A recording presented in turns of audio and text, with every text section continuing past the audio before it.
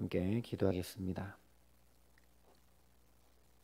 아버지 하나님, 오늘도 다른 어떤 것을 하기 이전에 먼저 주님께로 더 가까이 나아가고자 한 마음으로 이 시간 엎드립니다.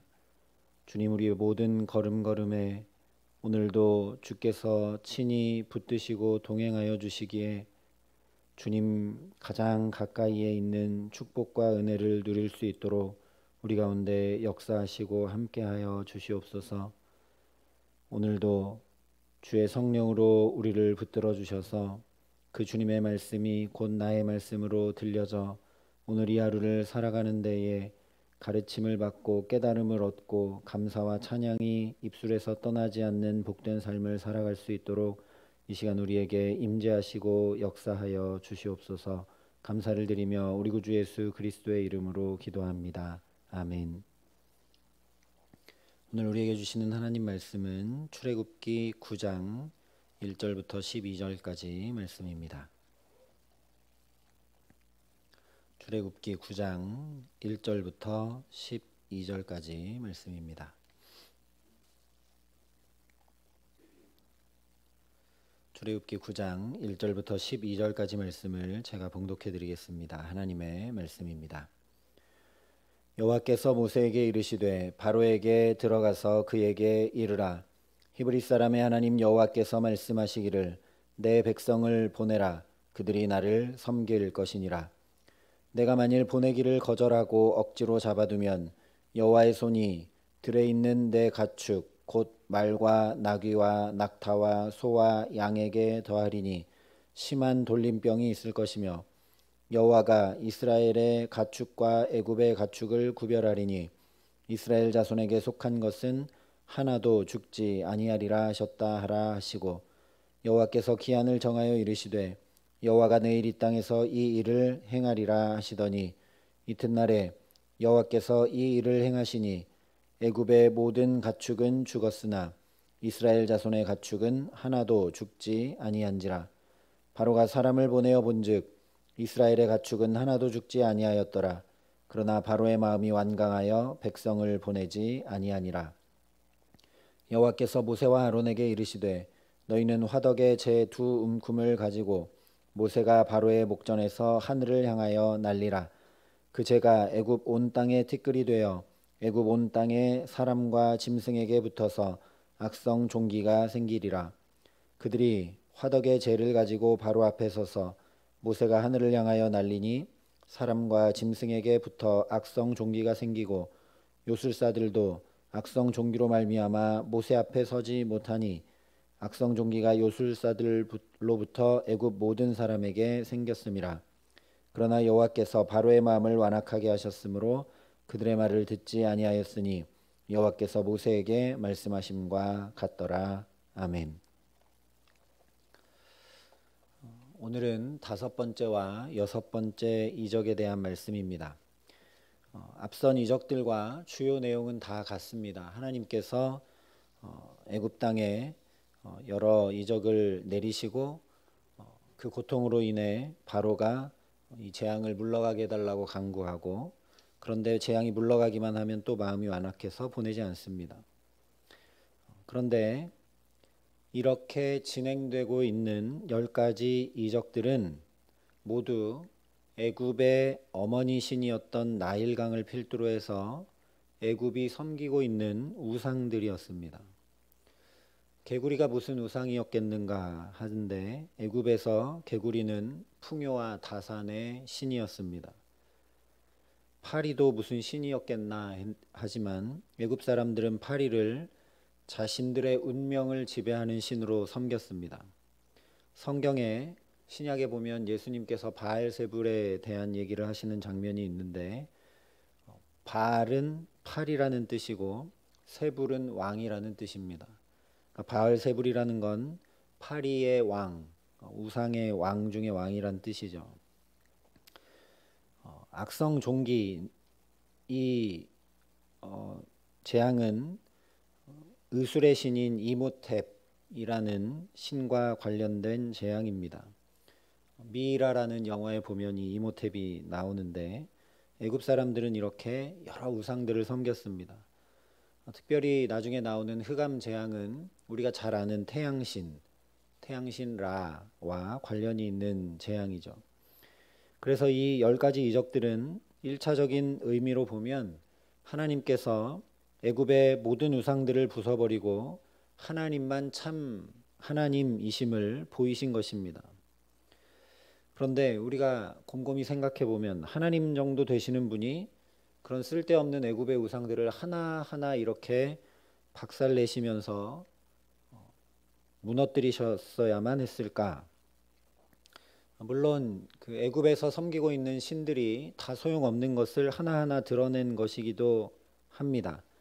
그런데 하나님은 얼마든지 다른 방법으로도 하나님을 드러내시고 하나님을 알게 하실 수 있는 분이죠. 구약성경 내내 보면 율법을 주셔서 또 제사장을 보내셔서 왕과 선지자를 보내셔서 하나님이 하나님이심을 알게 하십니다. 그런데 이 10가지 이적들을 통해 하나님이 하나님 되심을 드러내고 알게 하시는 중심에 무엇이 있는가 하면 이 10가지 이적들은 모두 다 자연과 관련이 있다는 것을 우리가 알게 됩니다. 출애굽기에서는 굳이 하나님께서 이 자연들을 통해 하나님을 드러내고 알게 하고 계십니다. 왜 그런가? 우리가 출애굽기 1장 2장 말씀을 나눌 때 구원의 이 이야기들이 창세기 창조기사와 겹친다는 이야기를 한 적이 있는데 우리가 다시 창조를 기억해 보아야 합니다. 창세기 기사를 보면 하나님께서 사람보다 자연을 먼저 창조하셨습니다. 그리고 나서 하나님의 형상을 따라 사람을 만드십니다. 그리고 창세기 1장 28절에 보면 이렇게 말씀하십니다. 하나님이 그들에게 복을 주시며 하나님이 그들에게 이르시되 생육하고 번성하여 땅에 충만하라. 땅을 정복하라. 바다의 물고기와 하늘의 새와 땅에 움직이는 모든 생물을 다스리라 하시니라. 여기 말씀한 그대로 자연은 사람을 위해 먼저 만들어지고 존재했고 그 자연은 사람의 관리와 다스림을 받게 되어 있었습니다. 다시 얘기하면 자연은 결코 사람을 공격할 수 없었고 사람의 다스림을 관리를 받는 피조물에 불과했습니다. 그런데 아담과 하와가 선악과를 먹어 죄에 빠지게 된 이후에 이 죄가 세상을 주관하게 되자 이 창조의 법칙이 다 무너지고 깨져버리게 됩니다. 사람의 죄로 인해 땅이 저주를 받게 되자 하나님께서 창조하실 때 만들지 않으셨던 것들이 나타납니다. 특별히 창세기 3장 18절을 보면 가시덤불과 엉겅퀴가 땅에서 나게 된다고 얘기하는데 이것은 사람의 죄로 인한 결과물이지 하나님의 창조물이 아님을 우리가 알게 됩니다. 물론 상징적이기도 하지만 어쨌든 이제 자연은 사람의 관리와 다스림을 받지 않는 상태가 됩니다. 사람이 범죄하여 하나님을 떠남으로 인해 자연을 관리하고 다스리는 존재에서 자연을 두려워하는 존재로 타락하게 됩니다. 그래서 하나님께서 이 출애굽기에 자연을 사용하셔서 애굽을 징벌하시고 이스라엘을 구원하고 계십니다. 이 자연을 통해서 창세기 처음부터 인간이 범죄하여 사람이 어떻게 죄된 상태에 놓였는지를 하나님께서 보여주고 계시고 또 구원이 무엇인지 가르쳐주고 계신 사건이 바로 출애굽의 10가지 이적들입니다. 첫 번째로 말씀드린 그대로 죄된 상태가 자연의 이 역행 현상으로 드러나게 됩니다. 사람들이 자연을 관리하고 다스리는 존재가 아니라 자연에 순응하며 살아가는 존재로 바뀌어 버렸습니다. 어떻게 보면 완전히 거꾸로 자연의 지배를 받고 자연의 다스림을 받는 존재가 되고 말았습니다. 이 자연을 통해 하나님은 죄된 세상과 죄된 인간의 모습을 드러내시는 것입니다. 10번의 이적들 모두 자연이 사람들을 공격하고 두려움을 줍니다. 죄 가운데 사는 곤고한 삶의 모습, 죄의 심각성을 그대로 경험하고 알고 느끼게 하십니다. 놀라운 사실은 이렇게 인간을 지배하고 두려움을 주는 공격하고 있는 이 자연이 구별된 고센 땅에 있는 하나님의 백성들에게는 아무런 해를 끼치지 않게 되었다는 것입니다. 심지어 그 가축들에게도 해가 되지 않는 것을 오늘 성경이 말씀하죠.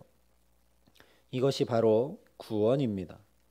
다시 말하면 네 번째 이적부터 이스라엘 백성들에게는 자연의 공격이 피해나 두려움이나 재앙이 아니라 오히려 축복이 됩니다. 이 네 번째 재앙 이후부터는 자연이 공격하는 것이 아니라 오히려 이스라엘 사람들에게는 점점 구원에 가까이 가는 일이 됩니다. 애굽이 점점 무너져 내리고 힘을 잃어가고 이스라엘 백성들이 있는 고센 땅에는 아무런 피해가 오지 않기 때문에 점점 구원하고 출애굽하는 일로 가까워지는 역사가 되는 것이죠. 오히려 자연이 사람에게 풍요를 주고 자연이 사람을 돕는 원래의 창조 법칙으로 돌아가고 있는 걸 보게 됩니다.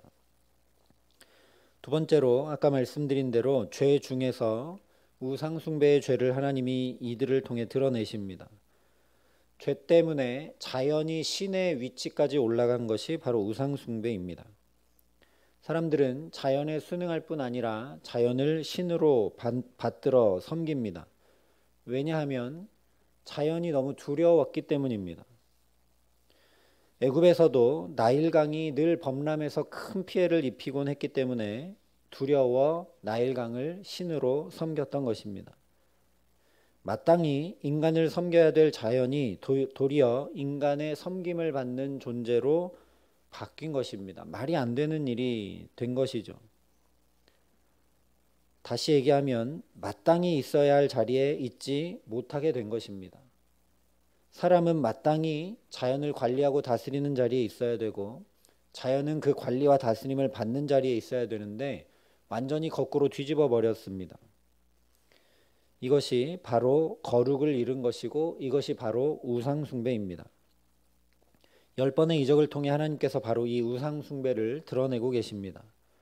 애굽의 우상이 얼마나 헛되고 거짓된 것인지 밝히고 계시고 자연을 통해 죄의 극치인 우상 숭배를 드러내시면서 더 나아가 이 모든 자연을 온전히 다스리시는 창조주 하나님을 경험케 하시고 알려주고 계십니다. 이 자연이 우상으로 섬길 만한 것들이 전혀 아님을 알려주고 계신 것이죠.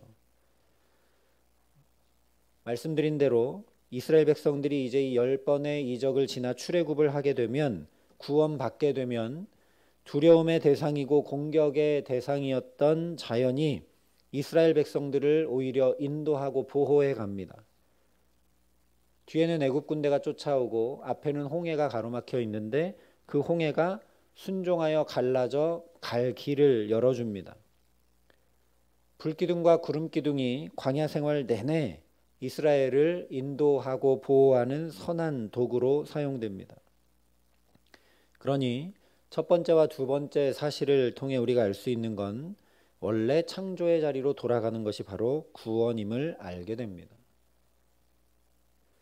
원래 창조의 자리로 되돌아가는 것, 그것이 바로 구원입니다. 세 번째로 이 10번의 이적들을 통해 출애굽기 전체에서 계속 강조하는 구원이 극명하게 드러납니다. 이 10번의 이적이 진행되는 동안 애굽 사람들이 우상으로 신으로 섬겼던 모든 것들은 전혀 반응이 없습니다. 오히려 그 신들을 통치하고 다스리며 사용하시는 하나님을 경험하고 알게 됩니다. 오직 하나님만 구원이심을 알게 되는 것이죠. 사실 하나님께서 애굽의 신들을 벌한다는 것 자체가 어불성설입니다.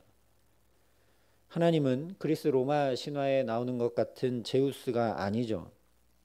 게다가 원래부터 신이 아닌 것들을 하나님이 멸하고 벌한다는 것 자체가 말이 안 되는 이야기입니다. 그래서 10가지 이 표징들은 애굽의 신들을 벌하고 징계한 그런 사건이 아니라 그저 하나님 한 분이 유일한 통치자이시고 유일한 구원자이시고 유일한 하나님이심을 드러내신 것일 뿐입니다.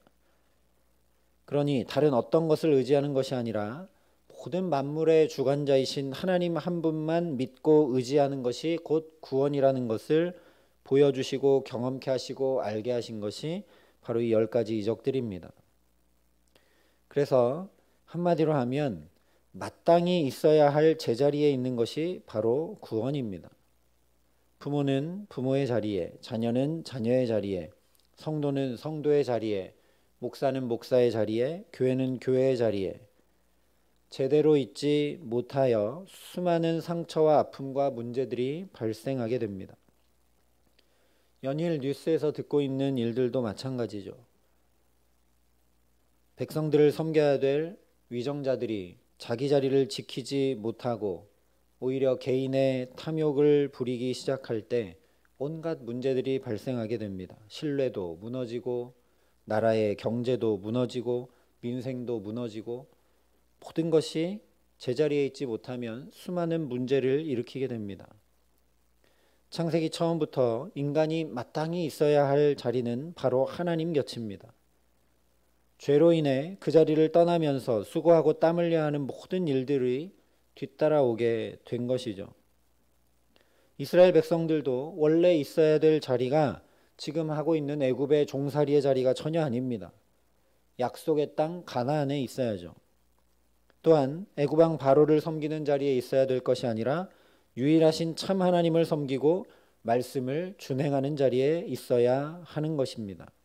그런데 이스라엘 백성들이 그 자리를 벗어나 있다 보니, 그 자리를 지키지 못하고 있다 보니 심한 노역으로 죽을 고생을 하며 살아가는 것입니다. 모세도 처음에는 출애굽의 지도자라는 자리를 잘 지키지 못하고 하나님께 불평과 원망을 쏟아놓을 때는 자기가 고생했습니다. 그러나 하나님께서 부르신 소명의 자리, 이스라엘 백성들을 출애굽으로 이끌고 바로 앞에 계속 나가 하나님의 말씀을 선포하는 그 자리를 잘 지키며 나아가자 모세를 통해 놀라운 구원의 역사를 일으키십니다.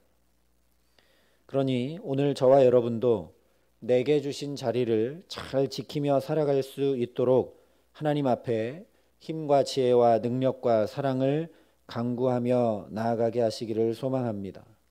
오늘 하나님께서 이 일을 행하리라 말씀하십니다. 제자리에 있도록 하는 구원의 역사를 행하리라 말씀하십니다. 이 일을 행하리라 말씀하신 그대로 우리 가정의 자리, 일터의 자리, 무엇보다 성도로 부르신 자리를 잘 지키며 하나님 곁에 거할 수 있도록 우리 모든 삶에 역사하며 우리 각 사람을 붙들어 주시기를 간절히 기도합니다. 그래서 하나님께 가까이함이 내게 복이라 고백한 시편 기자의 고백이 우리 입술과 마음과 영혼 깊은 곳에서 날마다 울려나게 하시는 가장 귀한 은총, 정말 저와 여러분이 있어야 될 그 자리들에 정확히 인도함 받고 정확히 그 자리를 지킬 수 있도록 주께서 붙들어 주시는 그 구원의 기쁨을 날로 날로 더해 주시는 귀한 은총 주시기를 우리 구주 예수 그리스도의 이름으로 간절히 축원합니다. 함께 기도하시겠습니다. 사랑과 은혜가 풍성하신 아버지 하나님, 오늘도 이스라엘을 구별하여 제자리에 있게 하시는 그 일을 행하시는 하나님을 말씀을 통해 보게 하시니 감사합니다. 하나님, 오늘도 주께서 우리를 구별하여 우리가 있어야 될 자리에 있게 하지 아니하시면 우리도 가정의 자리, 일터의 자리, 성도의 자리, 교회의 자리를 지킬 수 없음을 주님 앞에 고백합니다. 우리도 두려운 것들이 많고 근심과 염려되는 것들이 많아 하나님을 제대로 바라보지 못하고 하나님 곁에 거하지 못하며 우리가 있지 않아야 될 자리들로 우리의 발걸음이 빠를 때가 너무나 많음을 주님 긍휼히 여겨 주시옵소서. 하나님, 그래서 이 첫 시간 주의 자비와 긍휼을 구하며 주께서 붙들어 주시기를 사모하며 주만이 오직 나의 영원하신 기업이 되어 나의 갈 길을 다 갈 때까지 주께서 손붙들고 인도하여 주시고 우리의 자리를 지키며 나아갈 수 있도록 붙드시기를 소원하며 이 시간 주 앞에 엎드리오니 이 기도의 자리에 주님 함께하여 주셔서 우리에게 하늘문을 여시고 오늘도 은혜와 능력과 지혜와 사랑을 덧입을 수 있도록 은총을 더하여 주시옵소서. 그래서 이 하루 주께서 있으라 하신 그 자리를 잘 지키며 주님 구원을 우리의 가정과 자녀들과 일터와 모든 삶에서 또 맛보고 누리며 경험하며 나아갈 수 있도록 이 시간 우리 가운데 함께 하시며 역사하여 주시옵소서. 이제는 친히 우리의 구원이 되어주신 우리 구주 예수 그리스도의 은혜와 그 독생자 예수를 아낌없이 내어주신 아버지 하나님의 놀라우신 사랑하심과 오늘도 연약한 우리를 붙들고 도우셔서 우리가 반드시 있어야 될 자리 하나님 곁에 거할 수 있도록 함께 하시는 성령 하나님의 교통하시고 역사하심이 여기 머리 숙여 주님께서 있으라 하신 그 자리에 있어 주의 구원을 충만히 경험할 수 있기를 소원하고 결단하며 주 앞에 엎드리는 여기 모인 모든 주의 성도들과 사랑의 빛교회 교우들과 이 나라 이 민족과 이 귀한 복음을 오늘도 세계 만방에 전하시는 선교사님들 가운데 이제로부터 영원토록 함께 하시기를 간절히 축원하옵나이다. 아멘.